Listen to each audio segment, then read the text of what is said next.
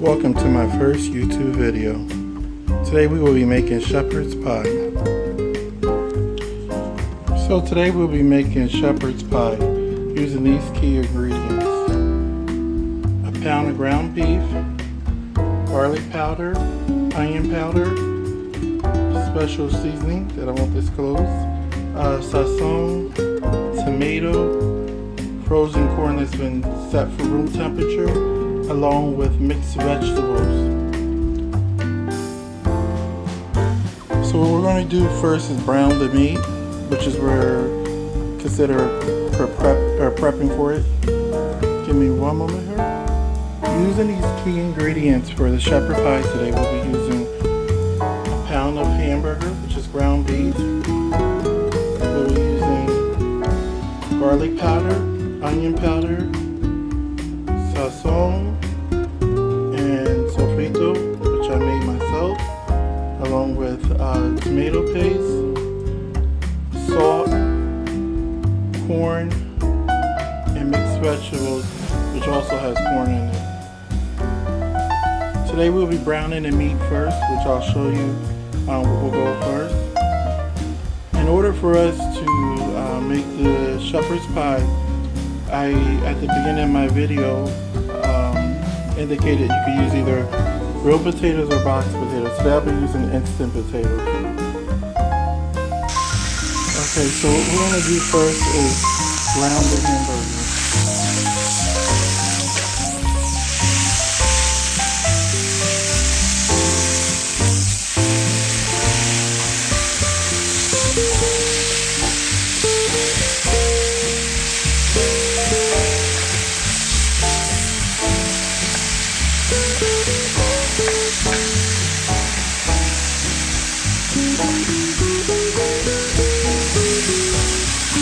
I have my oven, if you have a kind of digital oven, high-low type situation. I have my stove here on about 6, just a little over medium heat.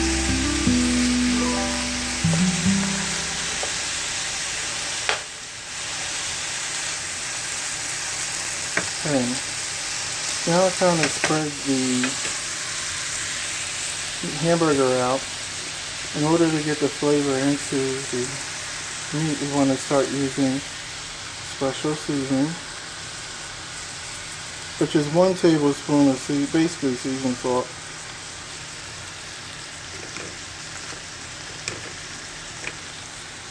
I'm going to add my onion powder, which is another tablespoon, and then garlic salt, which is another tablespoon.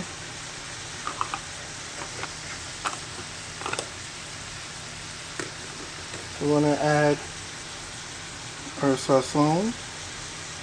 For those who don't know what SAZON is, you can find it in the Goya section.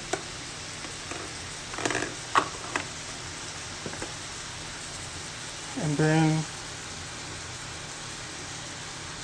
about a half a tablespoon of salt. You can salt it to your liking. Those who have to watch out for their cholesterol, blood pressure, and they stay away from the salt. So what we're doing is mix in stuff in here. It's a little harder for me to do since I'm using one hand, but you get the point. Okay, so what we're going to do is brown the meat, which I'll brown it. To kind of give you an idea of what's going on here, we're just browning the meat. While you're browning the meat, try to get the hamburger that's fine. You don't want really heavy lumps of hamburger. That would be good for spaghetti, but not in this case.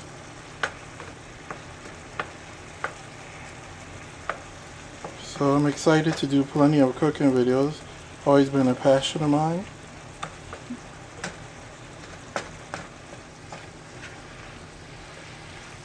I'll be having someone help me record here soon. So for now, I'm going to use one hand.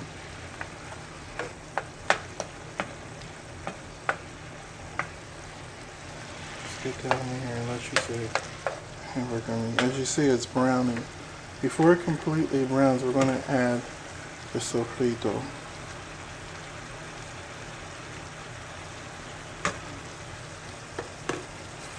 Keep in mind, some sofritos are saltier than others.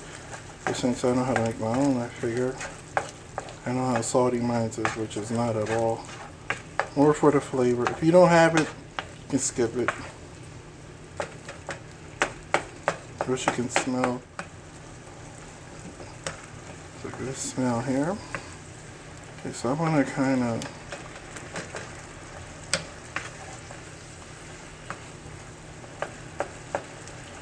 okay. And before we go any further, as you see, the meat didn't take long to brown.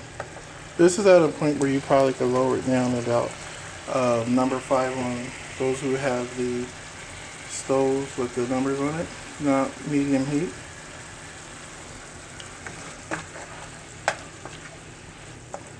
This is one of these dishes that the fat is actually not bad. Alright, so now I'm going to add my corn.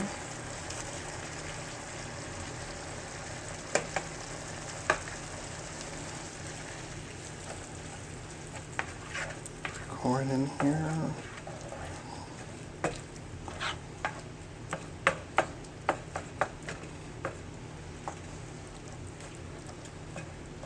And now I'm going to add the mixed vegetables. If you follow the ingredients in my the script here below the video, it tells you how much to add, which I add about a little over 1/3 of a bag of corn, frozen corn at room temperature, and then also mixed vegetables, about a little under half of a bag.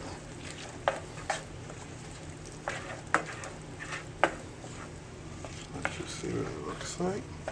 So we're going to let this cook for a second. Not overcook it, but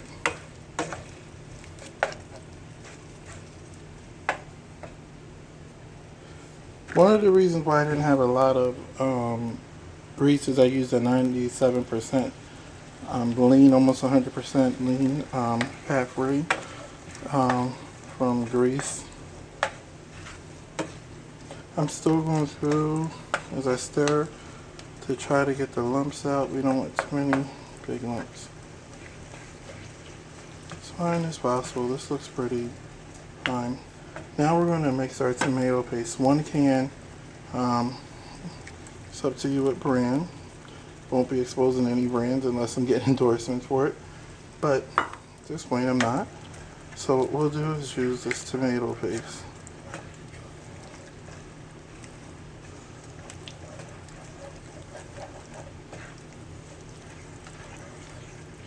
Let that cook for another 2 to 3 minutes. It's not something that has to be extremely hot. In the meantime, I would have been normally cooking my potatoes, which in this case I'm going to have them done. So it's the great thing about editing your videos. If you choose to make boxed potatoes and instant potatoes, they work just as good, just as great, excuse me. I would prefer use the box if you want something quick and easy. That's what my video is all about. Normally I do use potatoes, which up to 10 to 12 potatoes to make one dish, which I'll show you once we go to prepare the meal.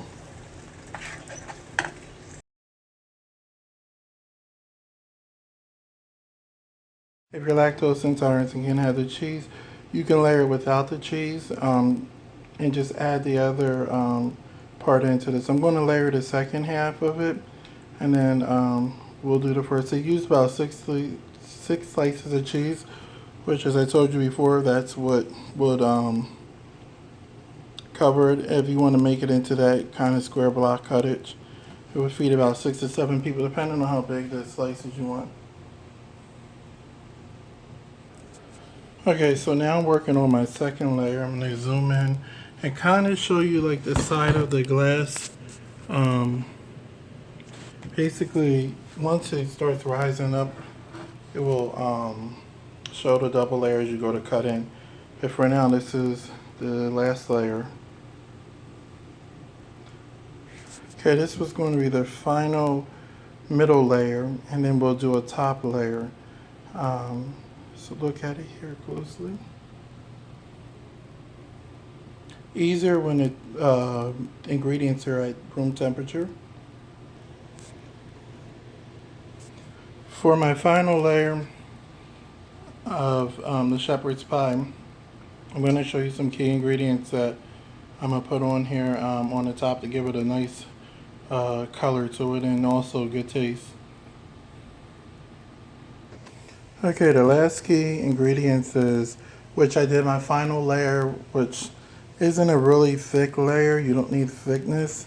What I'm going to do now is use some parsley. Before I use my parsley, I do want to use so it's up to your discretion, but if you want to sprinkle a little pepper on it, this is fresh ground pepper. Just kind of give it a little spice.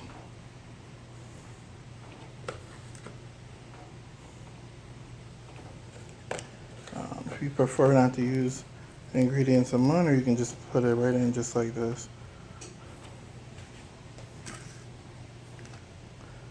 Okay, now I'm going to put my parsley on it.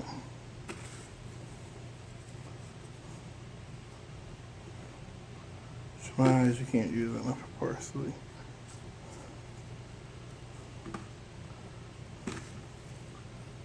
Okay. For color, not so much a flavor, but I'm going to sprinkle, which is a little harder, paprika. You can go a little heavy.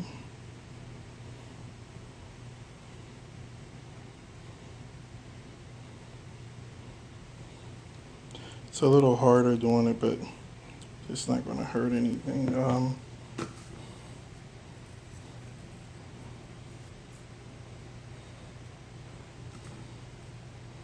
Okay.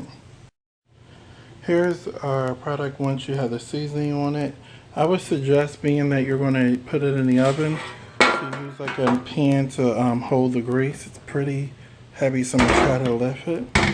Put the oven, as my oven's been preheating the last 10-15 minutes, on 375, and let it bake for 30 minutes. I will pause it for 30 minutes and come back and show you what the final product looked like. Back and make sure that I did tell you to put it on the bottom rack. You don't need no foil on it, you don't need no cover, just let it cook just like this. That way it's not too close to the fire and it unevenly cooks. Again, it'll take about 30 minutes to cook. This concludes the first video, shepherd's pie.